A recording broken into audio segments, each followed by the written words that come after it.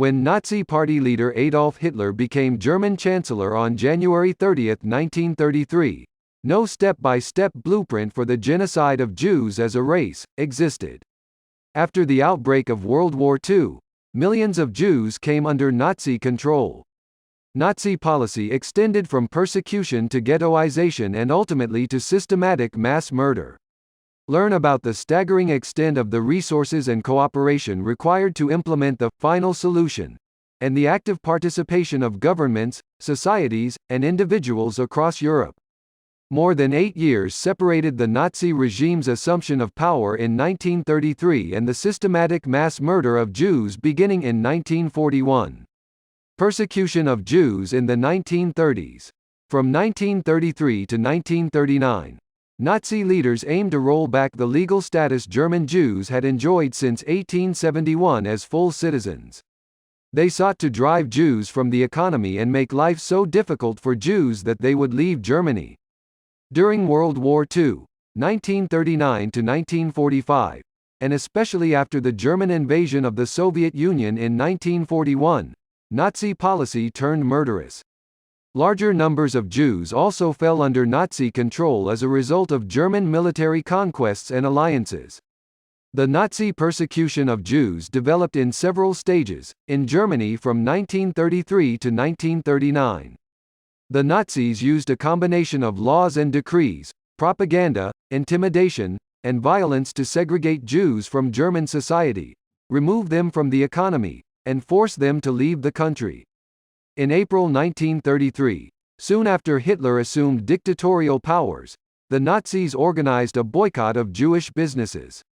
A week later they passed a law to purge the civil service of non-Aryans, and political opponents of the regime.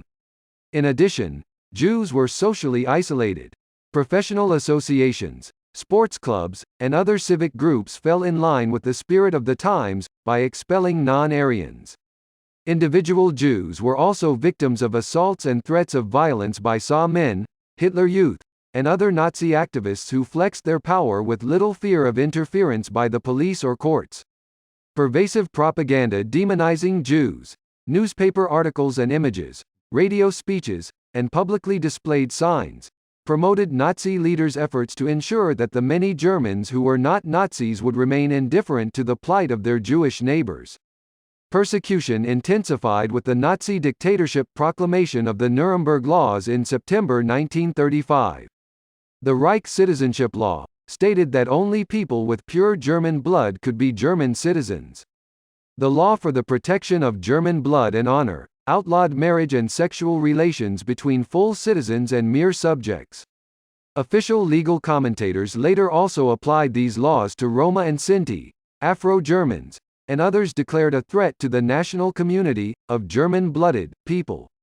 In late 1937, Nazi leaders stepped up the systematic seizure of Jewish property, money, and valuables. They aimed both to pay for the state's massive rearmament program and to incite the exodus of Jews, the enemy within. Several events in 1938 left no doubt that Jews no longer had a future in Germany. These events included the expulsion of foreign Jews, including 18,000 Polish Jews, and the Nazi terror unleashed on Austrian Jews after the German annexation of Austria, the Anschluss, in March 1938 and during the November 1938 pogrom, Kristallnacht. The nationwide pogrom resulted in the murder of at least 91 Jews and the deaths of hundreds of others in concentration camps following the mass arrests of Jewish men. Up to 30,000 Jewish men were arrested, simply for being Jewish. Most of the surviving Jewish prisoners were released on the condition they would leave the country. World War II began on September 1, 1939, when Germany invaded neighboring Poland. The war provided the opportunity and motivation for more extreme Nazi policies. Nazi security policies focused on potential leaders of Polish resistance.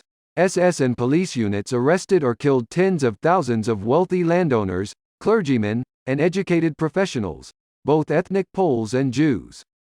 German army units and self-defense forces composed of ethnic Germans living in Polish towns participated in executions of civilians. Inside wartime Germany, The Nazis began a radical program to strengthen the German race, by organizing the systematic killing of disabled Germans seen as a drain on national resources. In a secret note backdated to September 1, 1939, Hitler authorized designated physicians to provide a mercy death for incurably ill patients. Nazi leaders' talk of euthanasia and mercy death hid the fact that the clandestine operation was a cynical program of mass murder. Its victims were transported from mental health facilities and other care institutions to special euthanasia centers equipped with gas chambers disguised as showers. The vast majority of those killed by gassing and later by lethal overdoses of medication between 1939 and 1945 were not Jews. In occupied Poland, Nazi officials had a large Jewish population under their control. Almost 2 million of the 3.3 million pre-war Jewish population of Poland lived in the German-occupied territories. The Soviet Union had occupied eastern Poland in accordance with terms of the secret German-Soviet Non-Aggression Pact of August 1939. Jews were victims of sporadic attacks in 1939 and 1940. However, Nazi policy at this time focused on segregating Jews from the majority ethnic Polish population and plundering Jewish property. This was achieved by forcing Jews to wear identifying Star of David cloth badges or armbands and to move into restricted areas called ghettos. The ghettos were under the control of German occupation forces and officials, assisted by local police. Ghettos also provided forced labor pools. Hundreds of thousands of ghettoized Jews died from starvation, disease, and other harsh conditions. The ultimate fate of Polish Jews and Jews still living in Greater Germany remained to be decided. Nazi officials considered various plans for moving these unwanted people onto some kind of reservation. For example, Nazi officials started drawing up plans to transport Jews to the French island colony of Madagascar off the southeastern coast of Africa. The plan was later abandoned. Systematic mass murder of Jews. On June 22, 1941, Germany invaded the Soviet Union in a planned war of extermination against communism and the linked Judeo-Bolshevik threat. Some 4 million Jews lived in territories under Soviet control. SS and police units behind the front lines began rounding up and shooting supposed security threats. At first the targets were mostly Jewish men of military age. Within weeks, however, the killing turned genocidal and included the murder of Jewish women and children and the destruction of whole Jewish communities.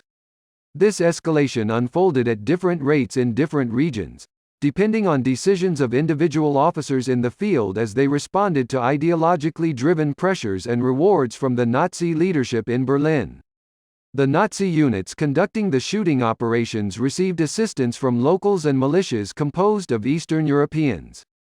In the fall of 1941, as mass murder of Jews in German-occupied territories in Eastern Europe continued apace, Nazi leaders began planning the systematic, continent-wide genocide of all Europe's Jews. One signal of the change in policy was the prohibition of Jews' immigration from the European continent, beginning October 23, 1941. That month, German authorities began deporting thousands of German Jews to the east, mostly to ghettos. After a meeting of senior German government officials convened in the Wannsee district of Berlin in late January 1942, the final solution of the Jewish question became formal state policy. The notes for the Wannsee meeting listed as involved, in the final solution, a total of 11 million Jews living in 34 countries and territories. By the time of the conference, 1.5 million Jews had been killed. In 1942, a new method of killing Jews by poisonous gas was introduced, borrowed from the earlier euthanasia program. Nazis and local police began to empty the ghettos in violent liquidation operations.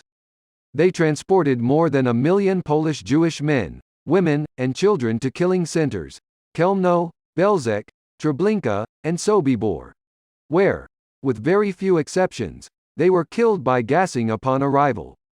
Elsewhere in Europe, Nazi leaders and German diplomats requested that officials in German-conquered or German-allied countries hand over all Jewish men, women, and children for deportation to the east. Many countries cooperated, especially when Germany seemed invincible before the defeat of German forces at Stalingrad, USSR, in February 1943. Most of the Jews deported from Western and Southern European countries were transported to Auschwitz-Birkenau and killed in gas chambers soon after arrival. Some able-bodied adults were selected for slave labor, which often proved a temporary reprieve from death.